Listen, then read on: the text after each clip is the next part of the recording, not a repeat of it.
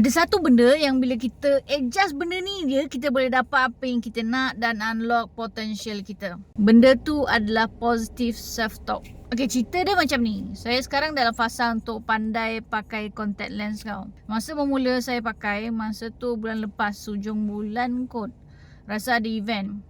Lepas tu orang patutnya kalau ikut logik akal lah, kalau untuk saya lah, saya rasa macam bila nak pakai contact lens ni kena praktis 2-3 hari ataupun seminggu sebelum event tu lah, so that bila waktu event tu kita pakai cepat lah contact lens tu, so terus lepas tu terus bersiap.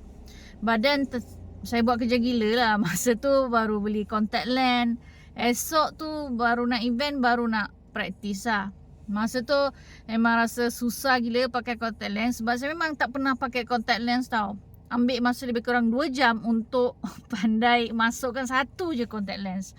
So extra lagi macam mungkin ambil masa jugalah few minutes. Tapi sekarang alhamdulillah macam kau cubalah apa-apa pun teknik kan, tapi still rasa susah gila. Badan 2 hari ni semalam lah dengan hari ni saya dapat satu hack yang sangat simple yang dapat bantu saya untuk pakai contact lens ni kurang 1 minit. Apa rahsia dia? Positive self-talk. Ada satu benda ni je yang saya ubah yang membuatkan saya dapat turn daripada pakai contact lens 2 jam jadi kurang 1 minit. Contohnya hari ni paling gila lah saya rasa sebab hari ni baru saya rasa macam nak decide pakai contact lens lah. Padahal ada range lebih kurang 1 jam ni nak bersiap. Macam mas hari tu decide, tadi baru decide, tadi tu lah terus baru nak pakai, which is perkara gila lah. Kalau sebelum ni saya rasa macam alamak, kalau aku nak pakai contact lens ni aku kena spend, aku kena sediakan extra 2 jam ni untuk aku dapat pakai. So apa yang saya buat adalah despite all the teknik tu tak kisah, tapi yang penting yang saya nak bagi hack dia adalah bila saya pakai contact lens tu, saya cakap kat diri saya macam ni, Insyirah senang je pakai contact lens, senang gila. Lepas tu saya pakai lah, pump, kurang 1 minit dapat. Macam wish, senang lah.